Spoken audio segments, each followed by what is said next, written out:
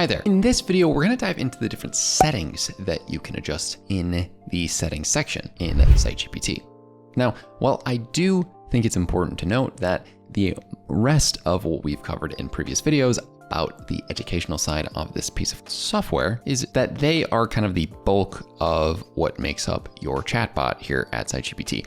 However, these settings are more individual and small tweaks that make the chatbot have some minor adjustments to how it works. So for example, after creating a chatbot, you then can go to this settings section on the bottom left. And then here, there are a few different adjustments that can be made. First and foremost, if you're trying to figure out how to delete your chatbot, well, within it, you can literally just press delete from within here. So I know that you'll notice from the homepage, you click on the settings button and then you get into all of the settings, but then you'd go even further and press settings. And if you want to delete it, you can press delete. You'll be prompted to be made sure that that's what you wanted to do. Then you can press delete and you're done. Now, by pressing settings again in this other bot, what I can do outside of deleting it is a couple different things. So for example, the description of this is for me, right? This is not for and going to change anything about the chatbot. This is the company chatbot for riseproductive.com and has all the information needed for people to learn about the company. Anytime I finish something within here, I would recommend pressing save changes so you don't lose them. Now, from a system prompt standpoint, this is going to change the general tone of your chatbot. So for example, if I want it to be goofy, as it says here, I mean, my general talk track and a lot of the way that I present myself on Rise Productive is a little bit goofy. So I would definitely follow along with this. You are a goofy but informative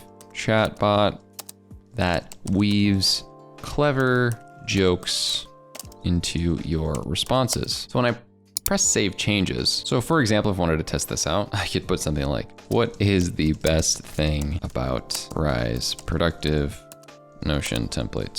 So as you'll see, it added a more light tone overall after changing this.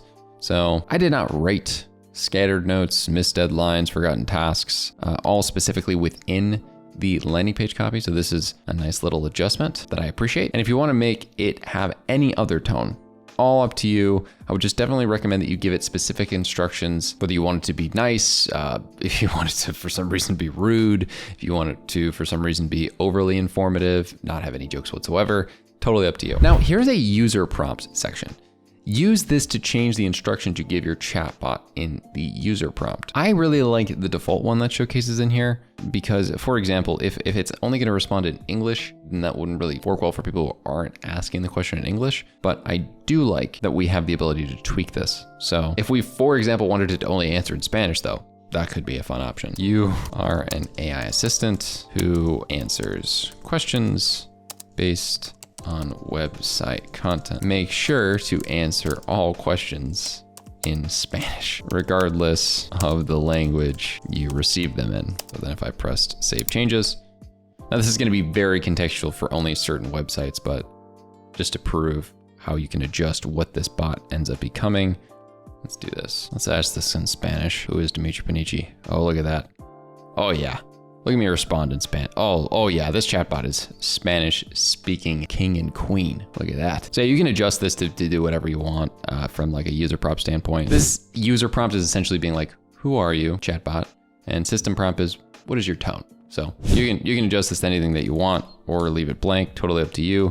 You can do the same for the system prompt, make it goofy, make it very jokey. Just try to match it with the tone of your company or website. So something else that matters in this general section is the number of history messages to be considered. So choose between 0 and 4. This essentially means how many different messages are going to be remembered regarding the context of the conversation that you're having with the chatbot. Leaving this at 1 is by default. You can up this from anywhere from 1 to 4. Then it will increase or decrease the amount of information that it has stored there. Now, the rest of the settings here are going to be the user data.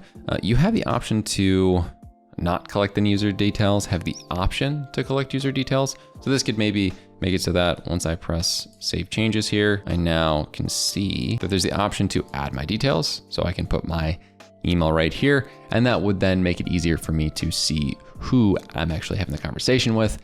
And they also could leave So for example, I could put email here, press submit. It would send them a one-time password. So then it's not just an anonymous conversation. So once I snag that from my email, verify and continue, I could start a conversation and ask a question about the student discount. And then, for example, my chat history, you'll see that it goes from being an anonymous question to, and it was meception. Regardless, that is how that works from the user data standpoint.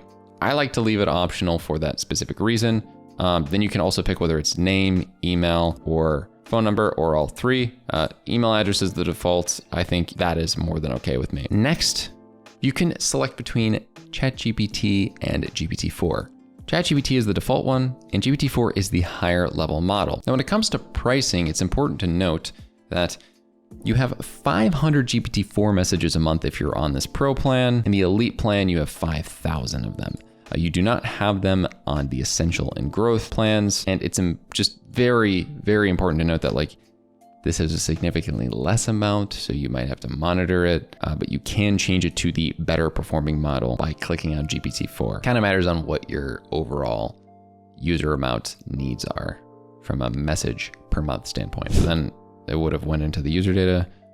And then we can go into chat mode. So the two chat modes that you have the option to set it to always start new conversations with a human. So if I click on this and press save, you'll notice that my chatbot, when I press start a conversation and put, can I talk to somebody? It's automatically gonna go into my chat history, and I necessarily am not gonna see a response from AI, which is important to know. But I can also set it to the exact opposite, where always start new conversation with AI, which is pretty important to note because I would say that's more the value proposition of the product. So now when I do that and start new conversations, say, can I talk to somebody? I'm going to get an AI response rather than the other way around. But if you want to use it as a more manual tool, totally up to you. That is an option that you can adjust. Now, when it comes to the localization, you'll notice that this is essentially just a bunch of different views and name adjustments for things within the home, message, account settings of the people that are interacting with your chatbot. So let's take a look at that. If we go here, we'll see that there's the home, messages, and account sections, right? So for example, I can change this from saying email to something else if I go to the account section. So you'll see now when I go back here after pressing save changes, this says test. This is really just an adjustment to all of these different things. So I would definitely recommend only adjusting these if you're really sure that you don't want them and you want this to say something besides email. But all of these are very much self-explanatory. Like when it sent me the one-time password, maybe you can change that to say sending one-time password instead of OTP, as was referenced earlier when I actually did do that. Just note that it's just going to change based off home, message, and account based off contextually where the settings are here. And also for the messages, it's going to have your message, screen settings, and the individual conversation settings. So just that's the only delineation between the two. Now, last but not least, here's the advanced section for the settings. What you can do here is make it very restricted, so it can only deliver direct quotes from your content. It can be conservative, so it will essentially just summarize and rephrase your content, which is the recommended one, mainly because that's the point of the product. We're trying to take your website content and your help docs links and essentially turn them into well said and regurgitated information.